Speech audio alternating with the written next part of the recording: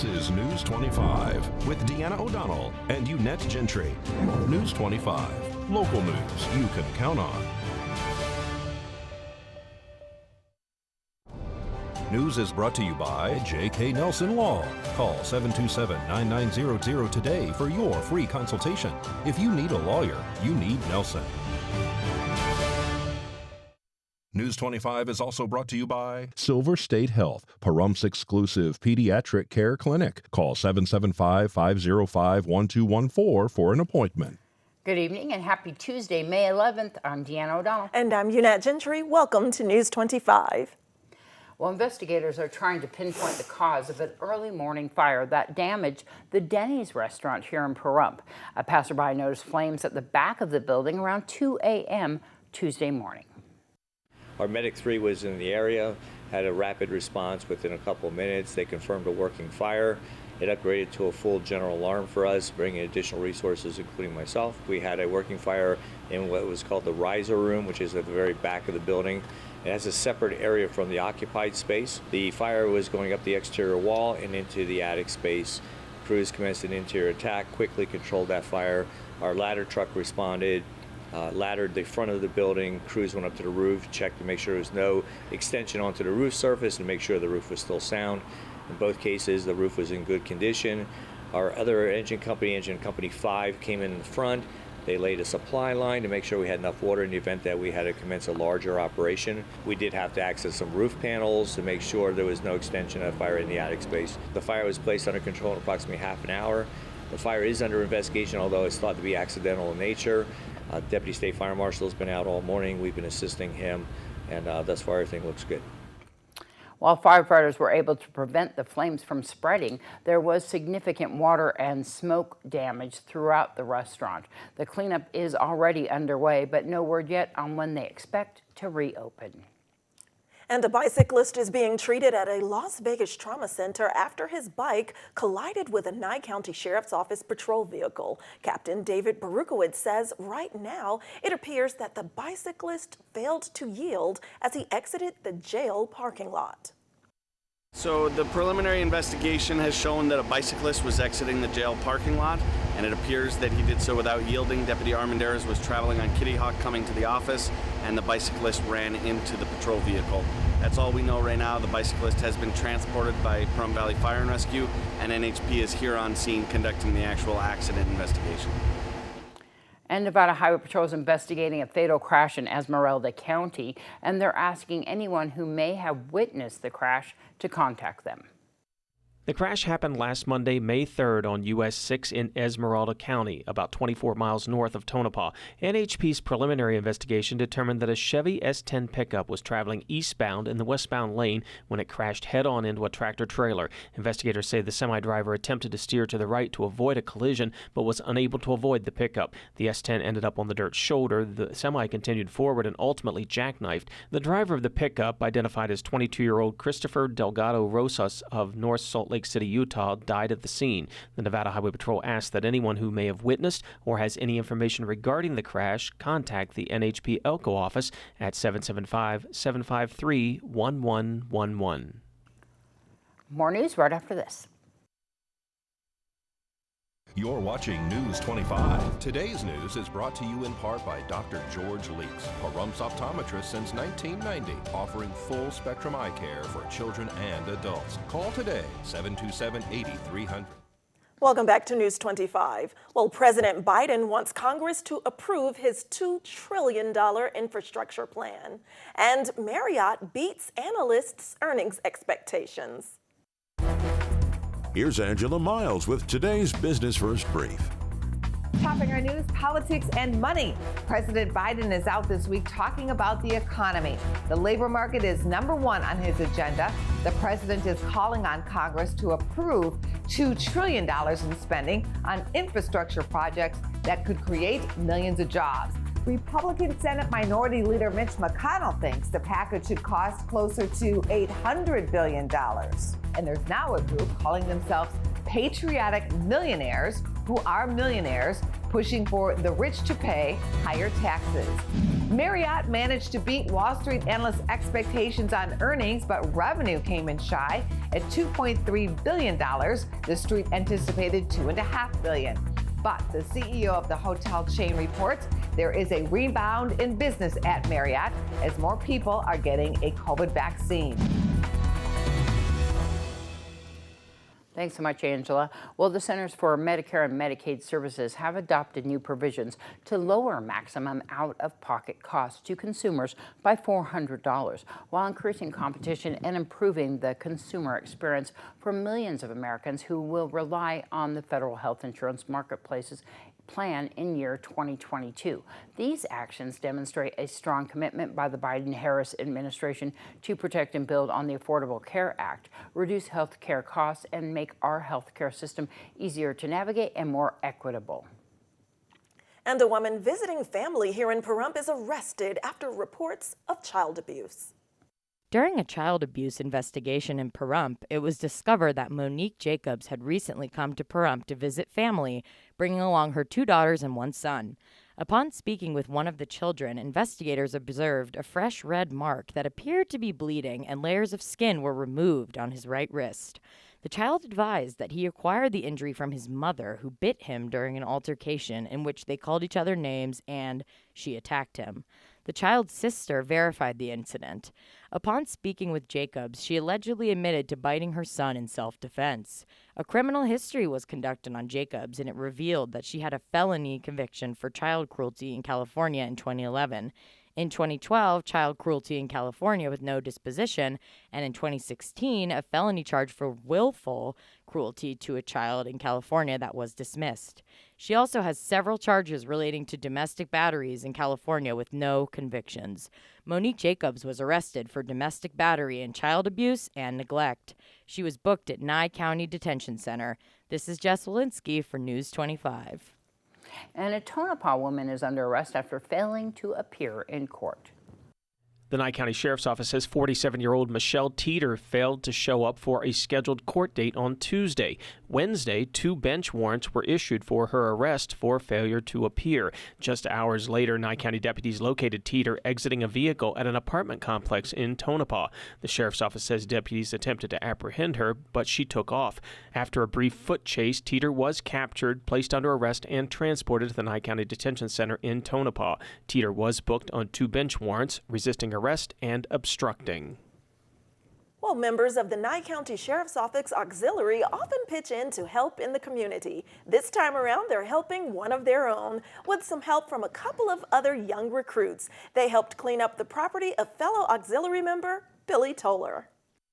Right now, Billy is in a battle with bladder cancer, and any cancer treatment is going to knock the wind out of your sails. Yeah. So he was just unable to come out here and do this kind of work. We had tractors out here. We scraped off a lot of the overgrown brush that was here, sagebrush and stuff, and hauled it off to the dump. 5 loads to the dump. We did this to help Billy out. Billy is 11-year member of the auxiliary, has given a lot to the community, and we wanted to give a little bit back to Billy. So we had planned this with the academy. Unfortunately, only 2 of them showed. And remember that the next time you guys better show up, because there will be a part 2. The auxiliary has a lot of equipment. We have tools, we have trucks. The one thing we don't have is youth. We had tremendous community support. Home Depot donated gloves and garbage bags, and Walmart donated food items for us, and water, so we were kept hydrated, and we just want to get back to Billy. Well, I've been here 20 years, and there's a lot of grown up weeds, and I'm really, really, really grateful to the auxiliary and to the academy people that did come out. It's really a godsend. Well, a report released by Las Vegas Realtors shows local home prices have never been higher, while the local housing supply has rarely, if ever, been lower. Las Vegas Realtors reported that the median price of a existing single-family homes sold in southern Nevada through its multiple listing service during April was $375,000. That breaks the all-time record set in March. April's median home price is up 3.3% from March and up 21% from $310,000 1 year ago. Well, a statewide nonprofit organization is focused on volunteerism and recognizing volunteers in our communities. That organization is Nevada Volunteers.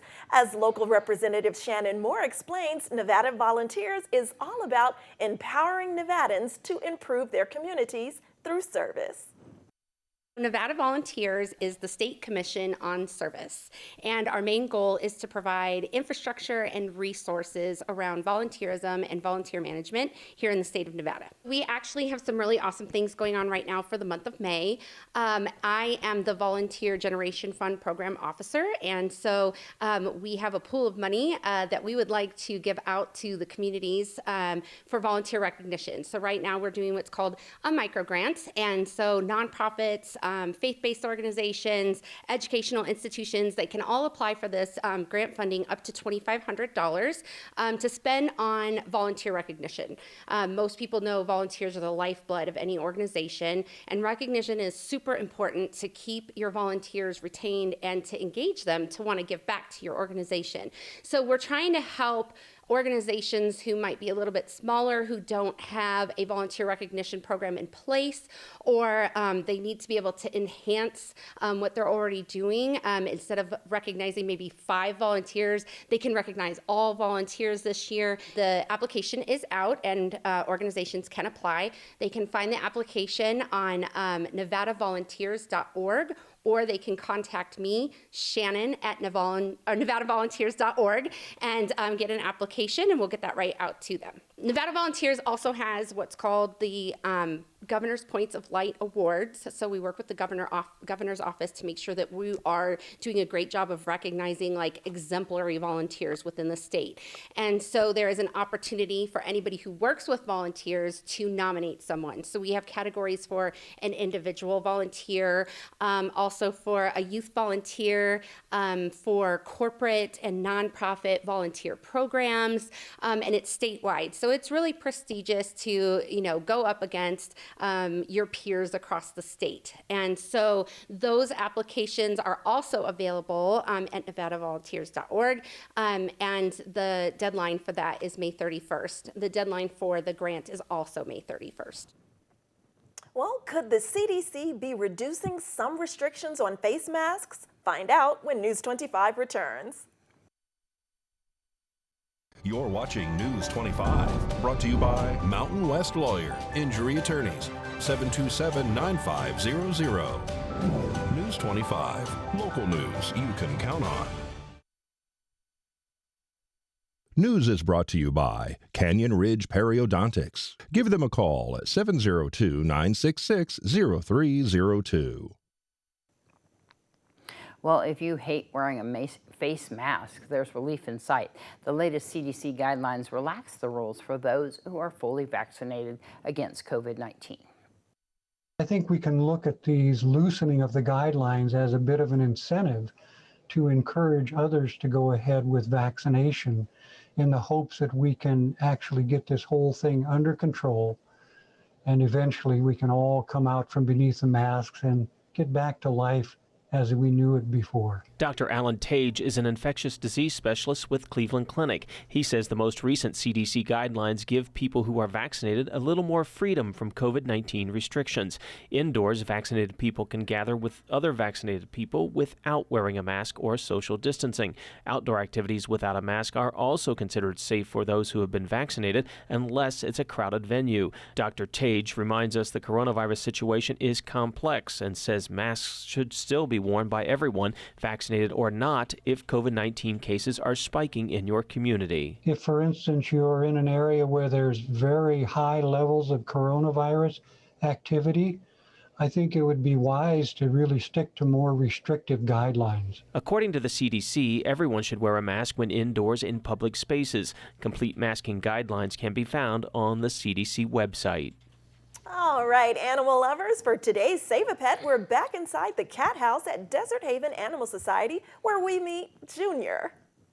Junior is a 6-year-old male domestic short-hair cat. He's about 12 pounds with a silver-colored coat, and he has been neutered. Junior came in as an owner surrender in mid-March, so he's ready to find his new forever home. Shelter volunteers describe Junior as a grumpy cat, noting that his family surrendered him because they were moving and couldn't take him with them. They say Junior will just need a bit of time to learn to trust anyone again. If you'd like to meet Junior, we encourage you to visit the shelter and spend some time with him. And if you'd like to see any of the other animals available for adoption at Desert Haven Animal Society, you can give them a call to make an appointment at 775-751-7020. The shelter is located on Ceres Lane, right behind the Nye County Courthouse. You can also visit them on Facebook at Desert Haven Animal Society. Yeah, I want to take him home. Well, karaoke takes center stage 3 nights a week at the Pourhouse Restaurant and Bar here in Pahrump. Recently, the best of the best performed in the finals of the karaoke competition with a $3,500 award up for grabs. The Pourhouse Karaoke Competition started 3 months ago with 50 hopeful contestants. By this past weekend, only 8 singers remained, 4 male and 4 female. Each performed several songs during the 2-night finals event. DJ Dread, resident DJ and MC for the event, says the judges were looking for certain qualities from each performance. We listen to the pitch, their tone, intonation. We really mark heavily on the dress code, costume change for each song, interaction with the audience. How well do you know your song? Do you have to look at the monitor, or do you just belt it out because you know it totally? So it's quite a bit of techniques that you need to do. The overall performance, right? Correct, the overall performance.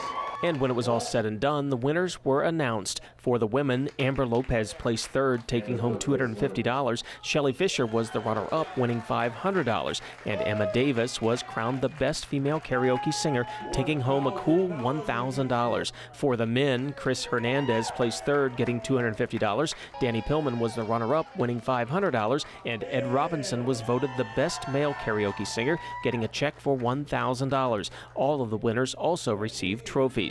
DJ Dread says the karaoke competition is an annual event, and they hope to make it even bigger and better. We're doing an annual event. We're probably planning on becoming a satellite, maybe a major karaoke contest. You know, it just depends. This year was a $3,500 giveaway. Next year we're going to hopefully give away $5,000. We had some poolside karaoke during the summer. Probably do that again. I've been here about 3.5 years now, and I'm loving it. No more casino industry. Yeah. Just loving the promotions of music over and over and over. You can catch karaoke at the Pourhouse 3 nights a week. We do karaoke Thursday, Friday, Saturday night from 6 to 9, unless we have more people than normal, and we'll stay open a little later. And there's no smoking in the bar, so that's really healthy for the singers and for everyone that doesn't smoke. The Pourhouse is located at 1101 South Highway 160 in Pahrump. That's directly adjacent to the Best Western Pahrump Oasis. News 25 WeatherCam is brought to you by Lerner and Rowe Injury Attorney's Office in Pahrump. In a wreck, need a check? Call 702-877-1500. Hi, it's John Kohler staring out the KPVM weather window. Oh, look at Shadow Mountain. Beautiful day today. I'll tell you all about the weather coming up. News 25 weather is brought to you by Dairy Council of Nevada. The splash of cream in your coffee, the dollop of sour cream on your burrito, the melted toasty cheese on your pizza. Undeniably delicious, undeniably dairy.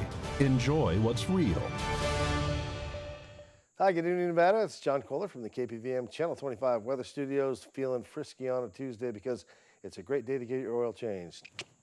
All right, I do that every now and again. 5,000 miles? I don't know. Burnley, Fallon, Carson City, look at you. Upper 70s all the way. A little cooler mid-state. Tonopah, Goldfield, you're in the lower 70s for your highs today, about 74 in Goldfield. Beatty all the way up to 84 degrees.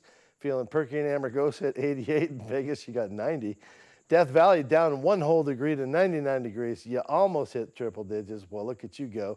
And here in the Paradise Rump, where the air is pure, the grass is green, and everybody's above average, it's 87 degrees. Down a little bit from our high mark today of 88. Winds kind to us out of the west at 9 miles per hour.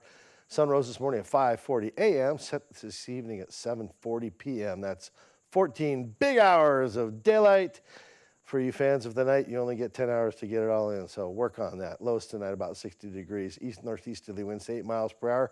Clear skies we head towards morning. What's coming up in the next couple of days? It's going to be nice, actually. Temperatures in the mid-90s, clear skies. It's going to get a little windy starting Friday, Saturday, and Sunday, and that'll blow down our temperatures from the mid-90s mark all the way down to like 83 degrees on Sunday. We're going to have some cloud cover.